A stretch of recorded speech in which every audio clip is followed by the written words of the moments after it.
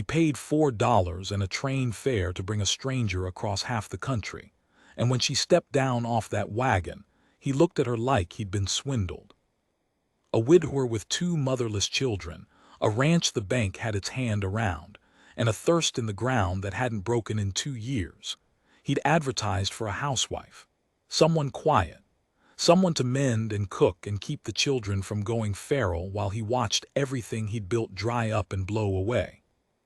What he got was a woman with rope burns on her palms and a way of looking straight at a man that made him feel measured. He thought she was the wrong woman. He had no idea she was the only thing standing between his family and the grave. I know because I was the old fool standing in the yard the day she came, and I'm the one who watched her walk, alone, across a line every white soul in that valley swore would get her killed. Stay with me, because what she did out there and what it cost is the kind of thing they don't put in the county histories. And by the end of it, the man who thought he'd been cheated would have traded the whole ranch just to keep her one more season. The first thing I noticed about her was her hands. I'd been ranching for Jonah Brandt going on 6 years by then, and before that I'd shaken hands with more men than I could count: drovers, horse thieves, 2 preachers and a hangman, so I knew a working hand when I saw one. Della Whitfield came down off Hobart's freight wagon in a gray traveling dress gone brown at the hem, and when she steadied herself on the wheel rim, I saw the rope burn across her right palm, healed pale, and the way her knuckles sat heavy and used. Those were not the hands of the housewife Jonah had sent away for. I make note of things, always have. I keep a little ledger in my coat, leather gone soft as a glove, and in it I tally the weather, the cattle we lose, the price of nails in Sweetwater Bend, and now and again a thing worth remembering that has no number to it. That afternoon I wrote, April 9, wind from the south, dry. Woman come on the freight, strong hands. JB looks like he swallowed a wasp. He did too. Jonah stood in the middle of his own yard with his hat in his fist and his jaw working like he was chewing words too tough to swallow. He'd expected, I don't rightly know what he expected. Something soft, I suppose. Something to put back in the house what the fever took out of it 2 winters gone. You're Mr. Brandt, she said, not a question. She had a low voice, the kind that didn't go up at the ends. I am. He didn't move toward her. You're not. The letters said you was a widow, 40, kept house in Columbus. The letters were written by a woman named Posey who runs the arrangement for $1 a head, Della said. I told her what to put. Some of it was true. She looked at the house, the porch sagging, the one shutter hanging by a single nail, the dead kitchen garden gone to sticks. She looked at it the way you'd read a face. I can cook. I can keep a house. I can do a sight more than that, which it seems to me you'll need. I had to turn away to hide my grin, and I put the matchstick I keep in the corner of my mouth back to chewing. Jonah didn't grin. Jonah was a man with the laugh worn out of him. He'd buried Sarah Brandt under the cottonwood by the wash, and folks said he buried half himself with her, and the half that walked around after wasn't easy to be near. He worked from dark to dark, and he'd hired me to do the rest, and he'd let the children go a little wild because looking at them, I think, was like looking at her. Pete was 10 that spring, all elbows and suspicion, and he stood in the doorway with a switch in his hand like he meant to drive the woman off. Junie was 6, and she had her mother's white blonde hair and her thumb in her mouth, which she was too old for, and which nobody had the heart to scold out of her. Della looked at the 2 of them a long moment. She said, You'll be Pete and you'll be Junie. Your daddy's letters had your names in them, which is the truest thing he wrote. She crouched down slow, like you come at a horse that's been beat, until she was eye level with the little one. I'm not your mama, I won't be. So you can put that down right now and not carry it. But I make a sour cream cake that'll bring a tear to your eye, and I notice your daddy hasn't got any cows giving cream right now, so we're going to have to be friends about it, you and me. That suit you? Junie took her thumb out of her mouth. There's no cows giving cream, she said, 'cause the water's bad. It got quiet in that yard. I had not heard the child say 20 words since Christmas, and there she'd gone and laid the whole trouble of the Brandt ranch out plain to a stranger in one breath, The water's bad. Out of the mouth of babes. Jonah's face did a thing I won't forget. Something passed over it, shame, I think, that his 6-year-old knew the size of the hole they were all standing in. He turned and walked to the barn and didn't come back out for an hour. Now, you want to know about the water, so I'll tell it. The Brandt place sat in a long valley the Mexicans had called something pretty, and the maps called nothing at all, a day's ride east of Sweetwater Bend in the Arizona Territory. There was a creek that ran most years, fed by snow off the rim and a string of springs up the canyon. 2 years back the snow came light, and the year after that it didn't come hardly at all, and the creek had dropped to a chain of green pools, and then the pools had gone foul. Cattle that drank low in the dry season took sick. We'd lost a third of the herd the summer before, found them swole up in the brush, their tongues black, and the bank in Sweetwater held paper on every hoof that was left. Jonah had dug. Lord, how that man had dug. 2 wells both come up dry or near it, the second one collapsing and breaking the arm of a hand named Toomey, who'd quit and taken the stage to Tucson and not looked back. There was water in that valley. There's always water, my old daddy used to say. The trouble is it don't always want finding, but it had pulled back into the rock where Jonah couldn't reach it, and the creek was killing his stock by inches. That was the ranch Della Whitfield married into, 3 days after she stepped off the freight, in a ceremony that took the circuit preacher about 4 minutes and cost Jonah $1 and a chicken. She wore the same gray dress, cleaned. He wore his father's coat. Nobody cried, which at a wedding is its own kind of sad. I stood up as witness. In my ledger I wrote April 12. J.B. married D. Whitfield, preacher ate the chicken, God help them both. She went to work like a woman, paying off a debt. By the end of the first week, the kitchen garden was turned and planted with what little she'd brought sewn into the hem of her bag, bean seed, squash, a twist of paper with tomato seed she'd carried from Ohio like jewels. She rigged a gray water line from the wash basin so not a drop went wasted, hauling it herself by the bucket, those strong hands of hers raw and then calloused. She got the shutter back on its hinges. She got Pete to bring in stovewood by trading him reading lessons, which she'd noticed he wanted and was too proud to ask for. She got Junie's thumb out of her mouth by giving her work, small work, real work, the gathering of eggs and the watching of the bean rows, so the child had something to be besides sad. And she watched everything. That's the thing I came to understand about Della. She didn't talk much, but she saw. She saw which cattle were ailing and which would pull through.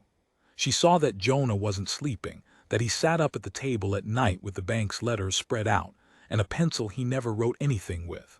She saw me favoring my bad shoulder, and one morning, without a word, she'd left a poultice of something warm and stinking wrapped in a rag on the bench where I sat to pull my boots on.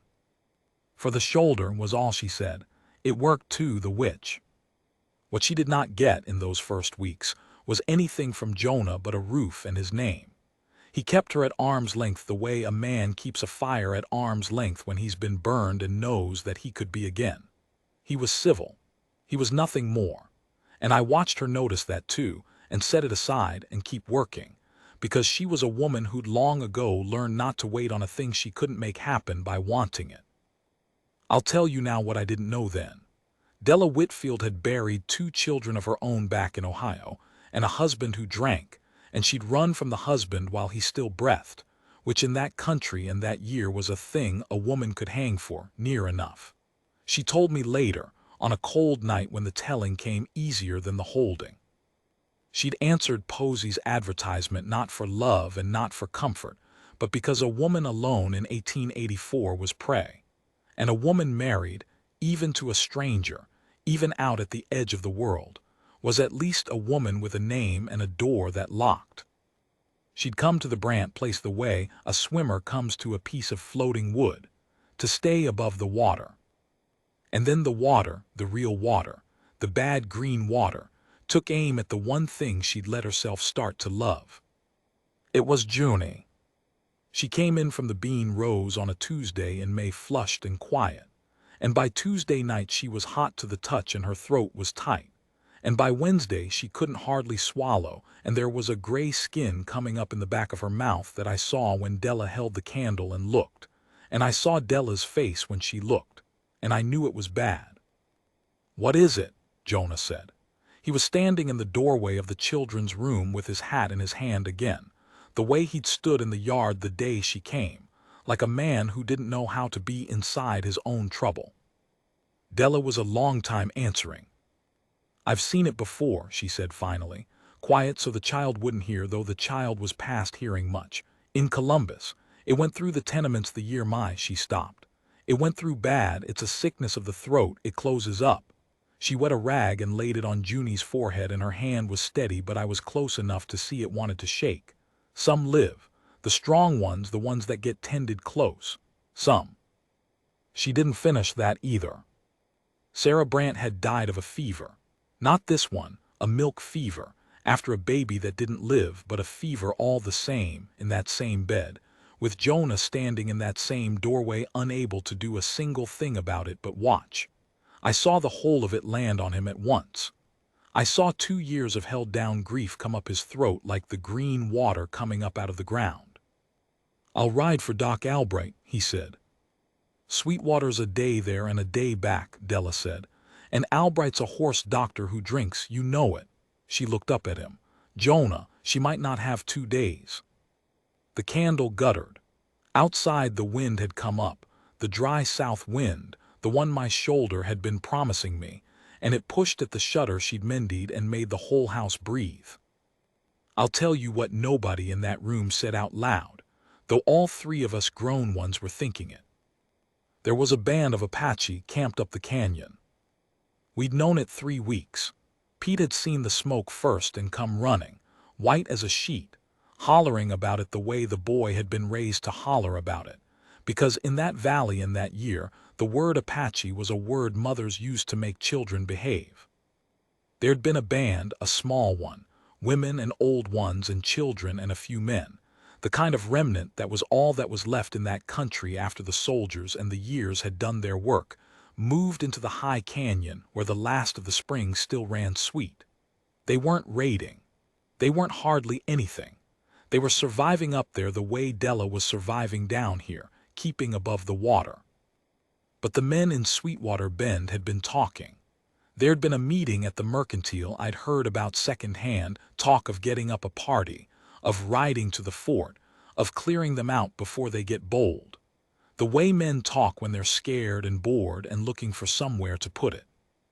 And the old women up in that canyon, the kind that survive, they are very often the kind that know which plants pull a fever down, which roots open a closed-up throat. Knowledge passed mother to daughter to granddaughter down a line longer than any in that whole White Valley could count. Della knew it. I watched her know it.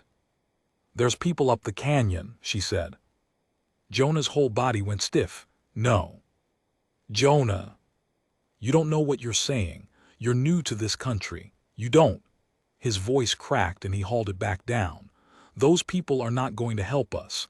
And if it ever got around that I sent my wife up there into that camp," he stopped. He was thinking, I knew, of the herd and the bank, and the men at the Mercantile, and his standing in a valley where standing was the only thing he had left besides his children, and one of his children was lying right there going gray in the mouth, and the whole thing was too big for him. I watched it crush him flat. He sat down on the edge of his daughter's bed and put his face in his hands. "I'll ride for Albright at first light," he said into his hands. "It's all there is."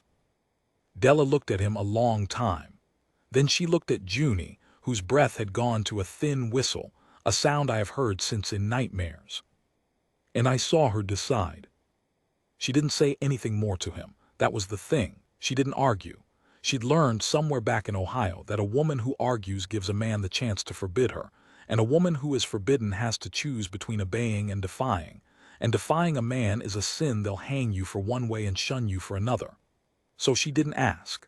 She just nodded slow like she was giving in, and she said, "All right, first light. You should sleep an hour then if you're to ride." And she sent Jonah to lie down, and the fool, wrung out as he was, went. She waited until the house was quiet. Then she came out to the barn where I was sitting up with the lantern turned low, because I couldn't sleep either, and she had her shawl on and Jonah's spare lantern in her hand, and her jaw set in a way I'd come to know. "When," she said, "I need the bay mare, and I need you to not wake him." I knew right then where she was going. My stomach dropped through the floor of me. "Della," I said, "girl, there's men in town would shoot you for it. And there's no promise on God's earth those folks up there'd lift a hand for a white child after what white men done to them. You'd be riding up a dark canyon alone to ask the impossible of people who got every reason on this earth to turn you away. You understand me?" "I understand you," she said. "Then you understand it's likely you go up there for nothing, or worse." "I do." She was already saddling the mare. Her hands were steady now. They'd stopped shaking the minute she'd decided, I noticed. It was the not deciding that had made them shake. "But that little girl is going to die before sunup tomorrow if somebody doesn't do something tonight, and her daddy can't do it, and you can't do it, and the doctor can't do it because he isn't here. And there are people one canyon over who might be able to, so I'm going to go ask them." She cinched the strap. "That's not a brave thing, Wen. It's just the only thing. Bravery's for people who have a choice." I have turned that sentence over in my head 10,000 times in the years since. Bravery's for people who have a choice. I got up off my stool. My shoulders screamed at me. "You're not going alone," I said. She put her hand on my chest, gentle. "Yes, I am," she said. "Two of us looks like a raiding party. One woman alone with no gun that looks like exactly what it is. A person who's come to beg." She took the lantern. "Stay here. If he wakes, tell him I want to walk the fever off and I'll be back directly. And when—" She paused in the barn door with the dark of the canyon behind her, and for just a second the steadiness slipped and I saw the size of what she was about to do sitting in her eyes. "If I'm not back by the time the sky grays, you tell him where I went, so he doesn't think I ran." Then she led the mare out into the wind, and mounted, and rode up toward the black mouth of the canyon, and the people no one in that valley believed would do anything but kill her. I stood in the barn door and watched the lantern shrink to a star, and then to nothing. In my ledger by the low light, I wrote one line, and my hand shook so bad I could barely read it after. She told me the rest of it later, in pieces, on different nights, the way a person lets a hard thing out only as much as they can stand at a time. I've put it together as best I can. Where I wasn't there, I'll tell you it's her telling, and you can trust it, because in all the years I knew Della Whitfield, I never once caught her in a lie that served herself. The canyon road wasn't a road. It was a cattle trail that gave out, and then a deer trail, and then nothing but the dry creek bed picking up through boulders pale as bone in the lantern light. The mare didn't like it. Della didn't push her. She let the animal pick its way, and she kept the lantern low, and she sang, very quiet, an old song from back home, because she decided that a person who comes singing in the dark is a person who isn't sneaking, and the worst thing she could do was come up on that camp like a thief. She smelled the smoke before she saw the fire, pinon sweet, resinous, riding down on the wind. And then she came around a shoulder of rock, and there it was below her. A handful of low brush shelters, a banked fire, and standing between her and all of it, where he must have been a good while, a young man with a rifle. He couldn't have been more than 17. She could see that even by firelight.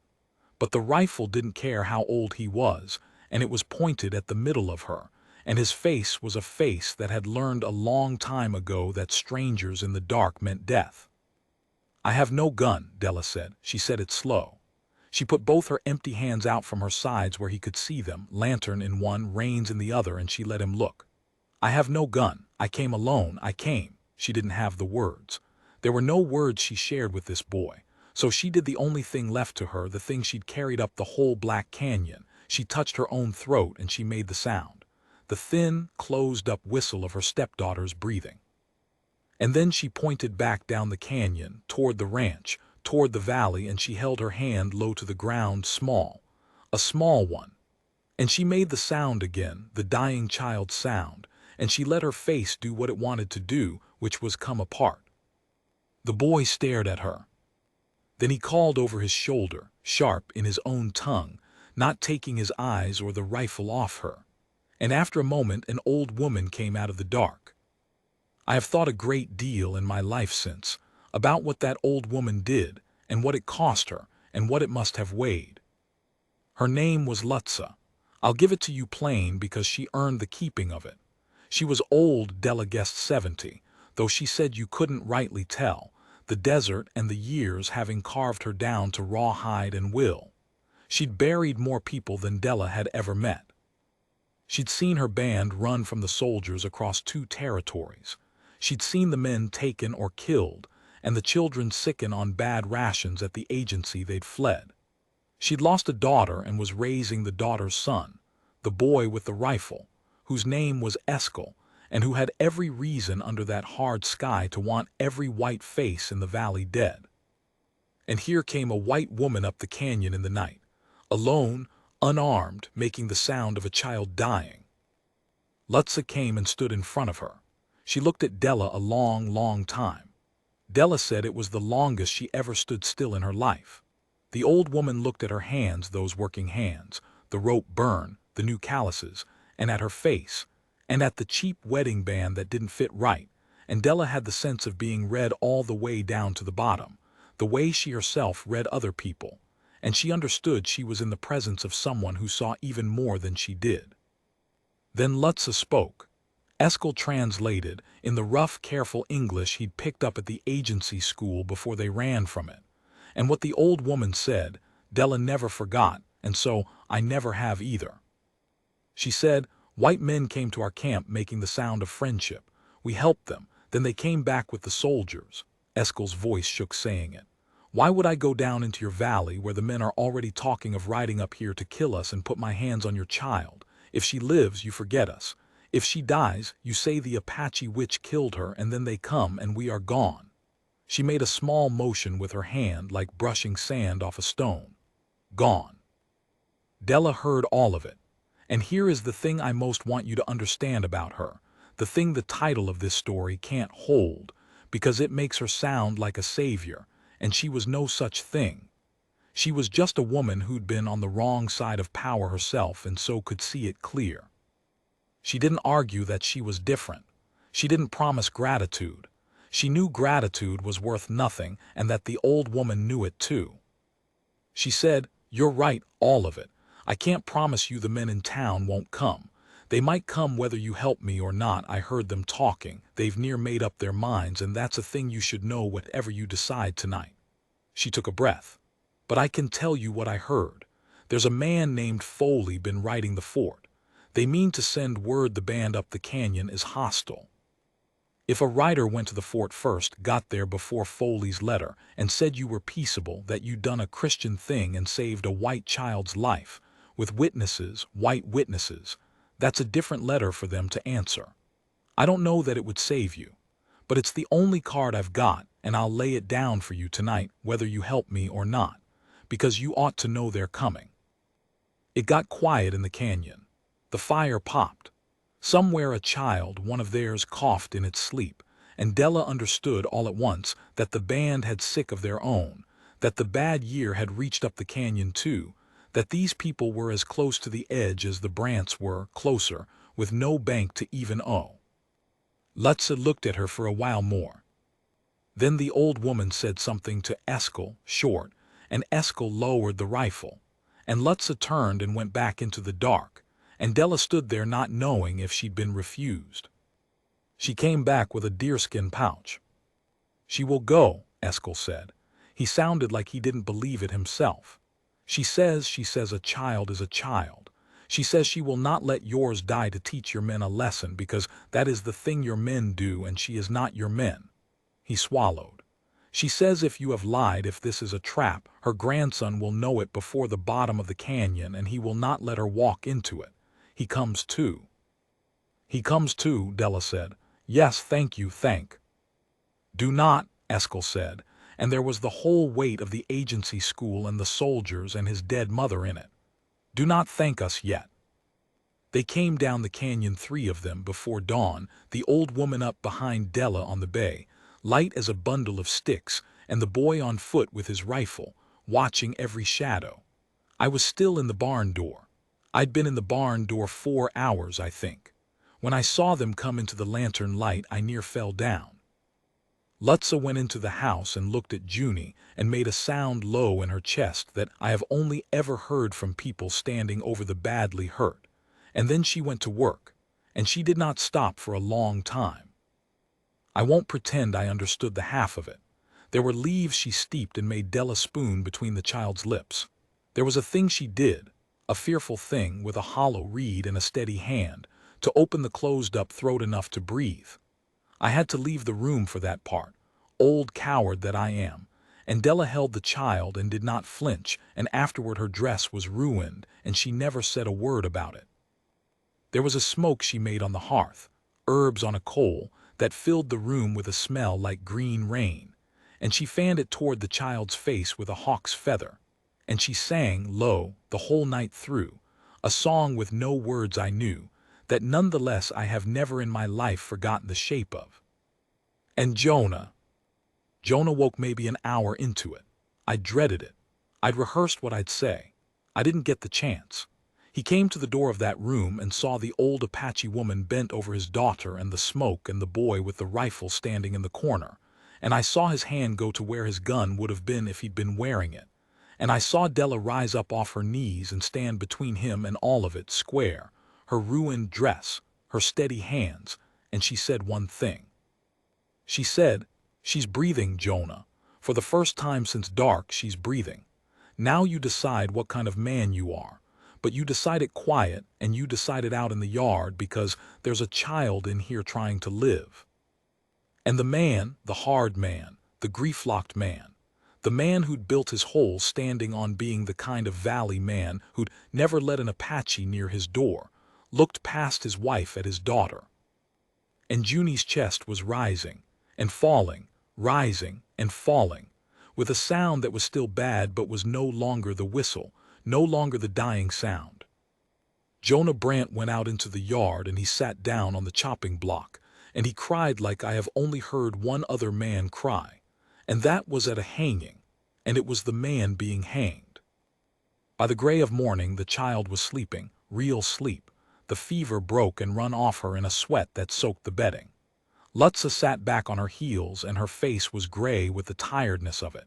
She'd given the night to a stranger's child. She'd given it the way Della had ridden up the canyon, not because it was brave, but because it was the only thing, and some people are built so that the only thing is the thing they do. I made coffee. It was all I had to give. The old woman drank it. The boy wouldn't, watching the road. And then we heard the horses. Not one, many, coming up the valley from the direction of Sweetwater Bend in the early light, hard. 8, 10 riders, and at the front of them, I knew the seat of the horse before I knew the man, was Foley from the Mercantile, the one who'd been riding the fort. Somebody had talked. Somebody in town had heard a wild rumor. Brandt's new wife rode up the canyon. The Brandts have got Apache at the place. And the men who'd been looking for somewhere to put their fear had finally found it. And here they came, with rifles across their saddles, into the Brandt yard, where there sat an old Apache woman who had just spent the whole night pulling a white child back from death, and her grandson with 1 rifle and 17 years. And a man who just learned what kind of man he was, and hadn't yet had to prove it. Lutza stood up, slow. She set the coffee cup down careful on the bench like it mattered that it not break, and I have thought since that she did that on purpose, that she wanted her hands empty and her bearing straight when they came, that even then, cornered, exhausted, she would meet it standing.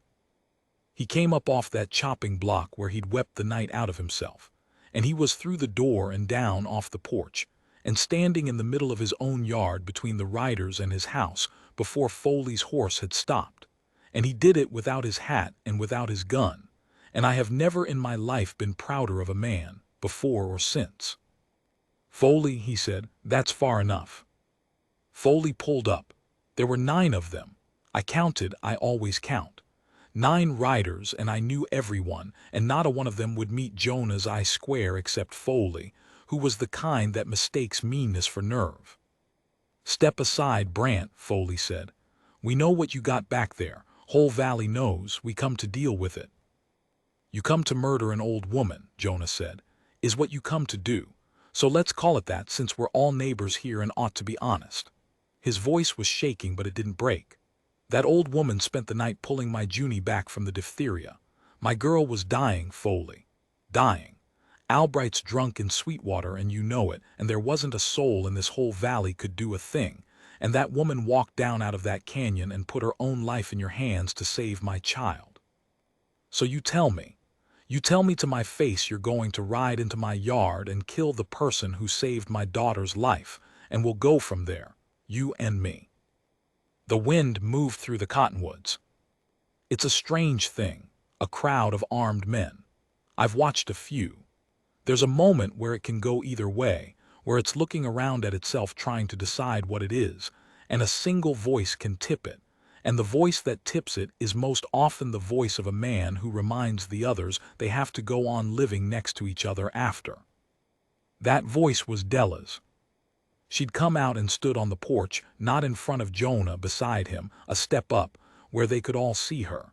And she didn't shout.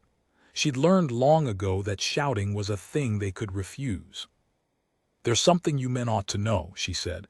"Before you do a thing this morning, you'll have to live the rest of your lives beside."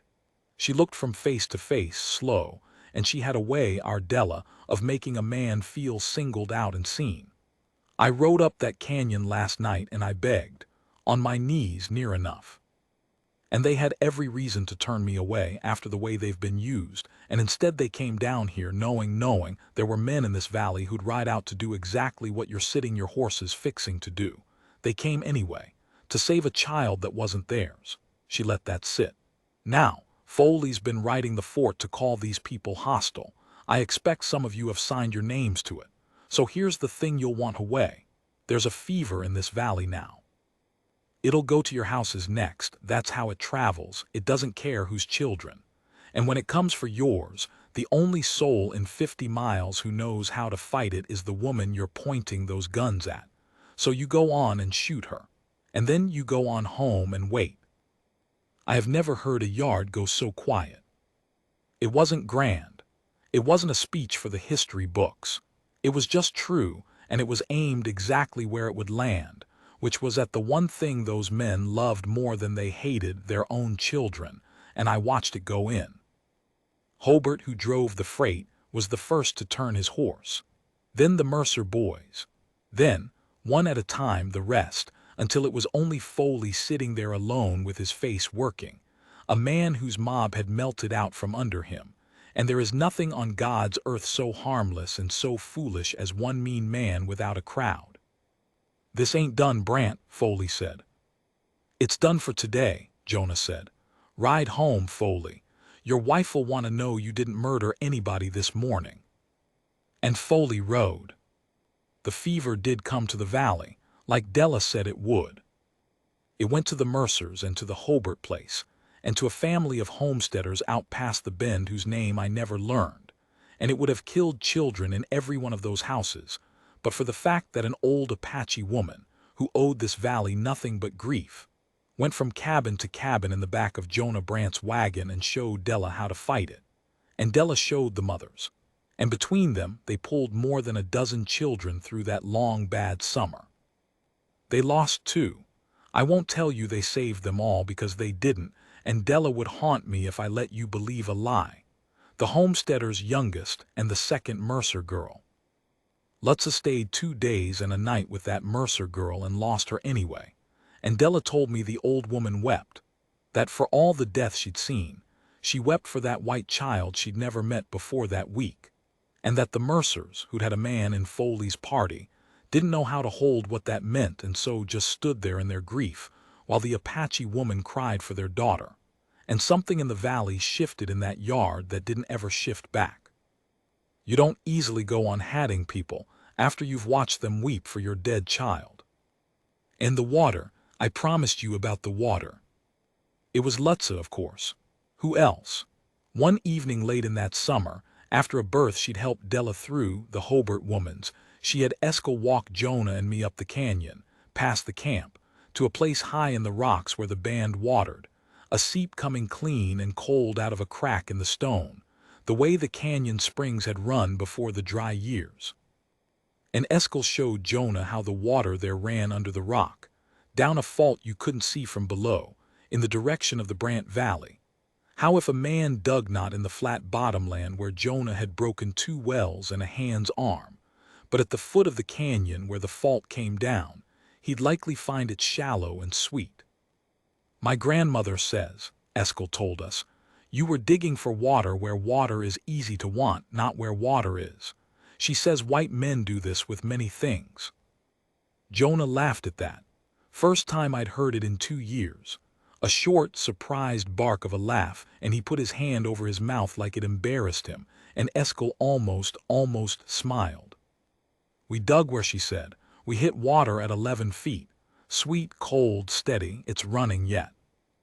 That water saved the herd, which saved the ranch, which saved the children's home, which is what the title of this whole story is reaching at when it says she saved everything he loved, except it wasn't only her, you understand.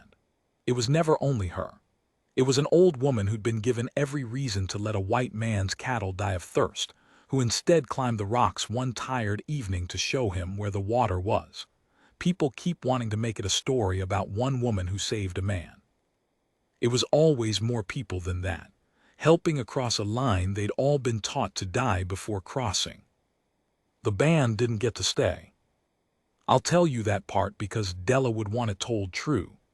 Della's letter to the fort got there, with the signatures of Jonah and Hobart and 3 other men who'd seen what Lutza did that summer, and it kept the soldiers from coming up that canyon with fire, which is no small thing and likely saved every life in that camp. But the agency men came anyway, the next spring with papers, the way they always came, and the band was moved, not killed, not burned out, but moved north and east to a reservation in a country none of them knew, because that was the law, and the law in that time and place had no room in it for an old woman who'd saved a valley's children. Della rode up the canyon the morning they went. I went with her. We weren't going to let them go without a white face there that came in friendship, since it had been white faces that drove them. Lutza was loading what little they had. She stopped when she saw Della, and the 2 of them stood looking at each other the way they had that first night, the long reading look, except there was no rifle this time and nothing left to decide. The old woman pressed something into Della's hand. I saw it later. A small thing, a strip of deer hide beaded, the work of someone's patient winter hands, worn soft. I never learned what it was meant to be.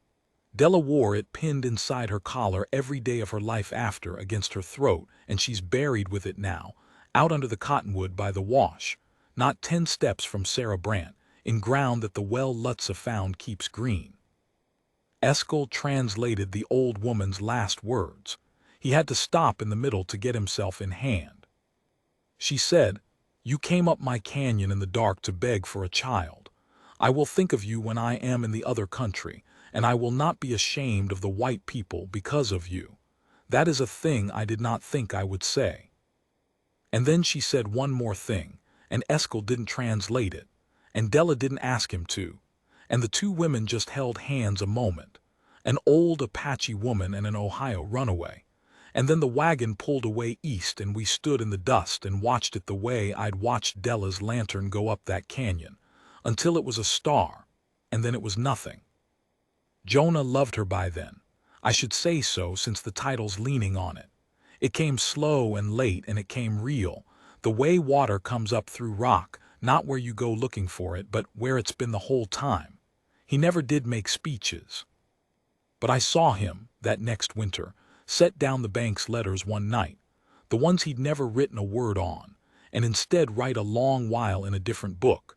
And when I asked, he said Della had got him to write down the things about Sarah he was afraid of forgetting, so the children would have them, and that doing it had let him love a second woman without it feeling like a theft against the first.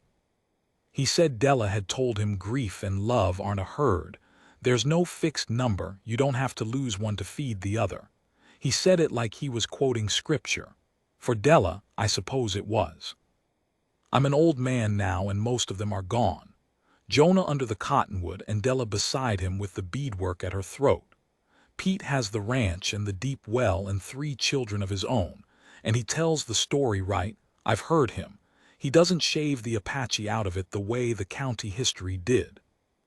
And Junie, little Junie, who said the water's bad the first hour the housewife came, who breathed that whistling breath, who lived. Junie went for a nurse, if you can feature it, and works down at the territorial hospital. And the last time I saw her she had an old beaded strip of deerhide pinned inside her collar. And when I asked, she just smiled at me and didn't say, the way Della used to not say. I keep the ledger still. My hand's no good anymore.